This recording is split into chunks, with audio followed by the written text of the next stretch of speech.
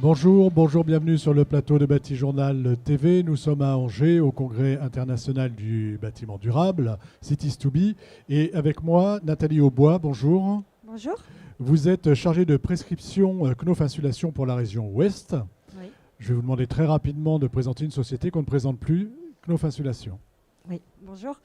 Donc oui, je fais partie de Knauf Insulation, qui est la filiale isolation du groupe Knauf. Donc nous concevons et nous fabriquons des isolants en laine minérale de verre ou de roche, pour toutes les applications, que ce soit en rénovation ou en neuf, pour le résidentiel ou le non résidentiel. Voilà, et avec vous, on va voir que la laine de verre d'aujourd'hui n'a plus grand-chose à voir avec celle qu'il y avait ne serait-ce qu'il y a 10 ou 15 ans. Justement, comment ça se fabrique la laine de verre chez vous ? Alors, chez Knauf Insulation, pour la France, pour le marché français, on fabrique notre laine de verre à Lannemezan, donc au pied des Pyrénées. Cette usine a été inaugurée en 2010 et elle est certifiée 14001 et donc pour son management environnemental et 50001 pour son management énergétique. Voilà, donc un bâtiment, on va dire, dernière génération qui est vraiment au top de ce qui se fait aujourd'hui en matière d'industrie. Exactement, exemplaire. Pour la France, on a également une usine à Visé. L'usine de Visé, c'est l'usine historique du groupe qui a été acquise dans les années 80.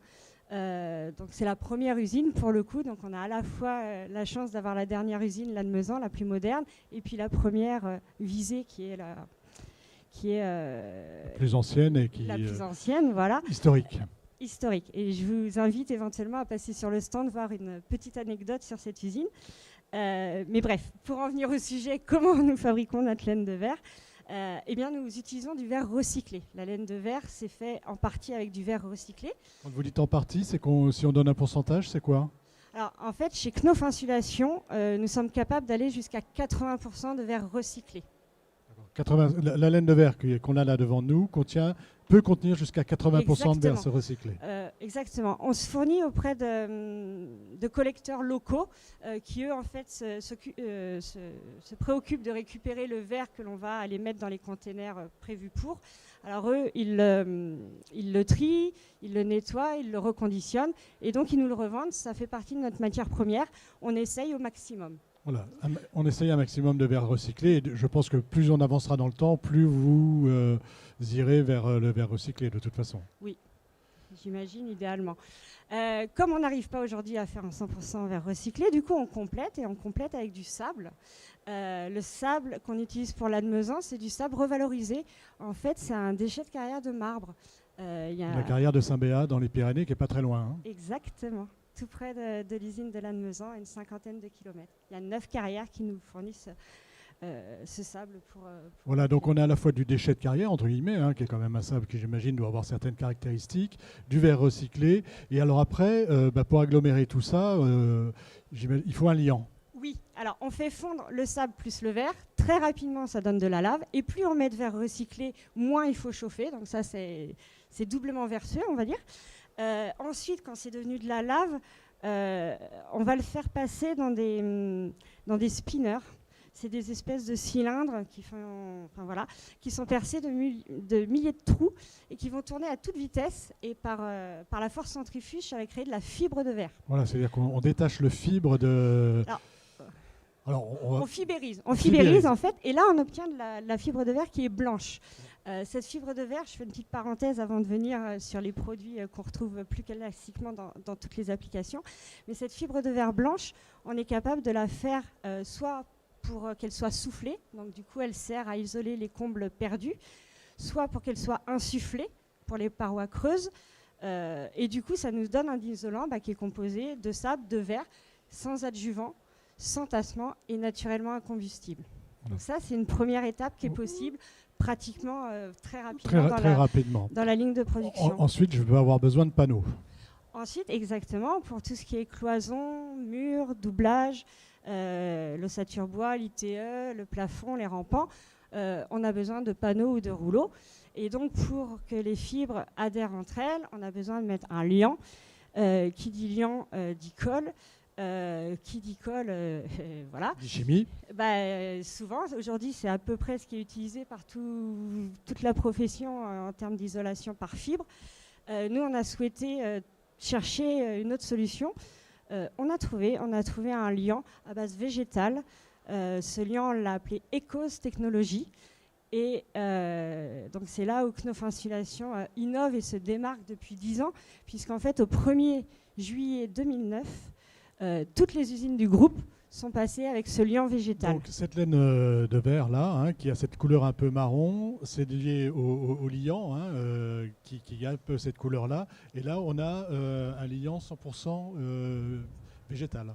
Alors, on a un liant à base végétale. À base végétale. Et en fait, cette couleur-là, elle est due principalement au fait qu'on polymérise la fibre de verre qui est blanche, on injecte le liant et ensuite on la fait repasser, enfin on la polymérise et elle prend cette couleur un peu caramel. C'est sa couleur naturelle, donc on a décidé qu'on allait la laisser comme ça. La laisser pour lui donner une identité. Une identité propre et aujourd'hui c'est notre norme. Et du coup, ça c'est le deuxième effet.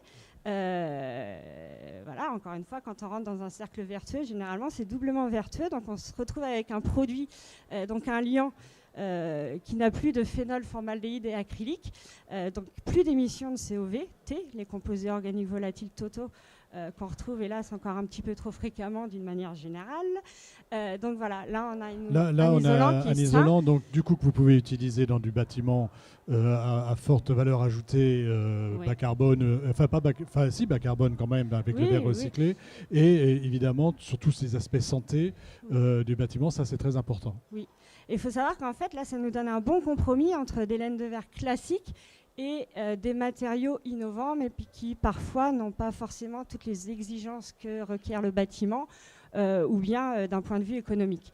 Puisque là, on est sur le même prix qu'une laine de verre classique, économiquement parlant, thermiquement parlant et acoustiquement parlant. Donc un produit que connaissent bien les entreprises du bâtiment. Oui, que connaissent et apprécient en général les gens qui la posent. Ça veut dire que c'est un produit que je peux mettre dans tout ce qui est bâtiment durable, et éventuellement même des produits qui sont labellisés, des bâtiments qui sont labellisés biosourcés. Oui, exactement.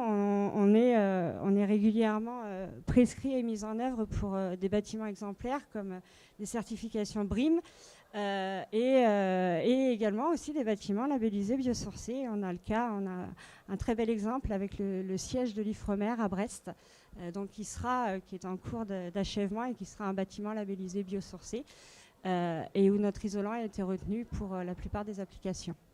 Écoutez, merci pour ce cours, parce que finalement on ne sait pas tous comment est fabriquée la laine de verre, et d'autant moins quand elle est fabriquée avec du verre recyclé et des produits à base végétale. Voilà.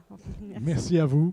Une petite émission à retrouver donc sur notre site Bâti-Journal TV et sur le site de notre partenaire Cities2B.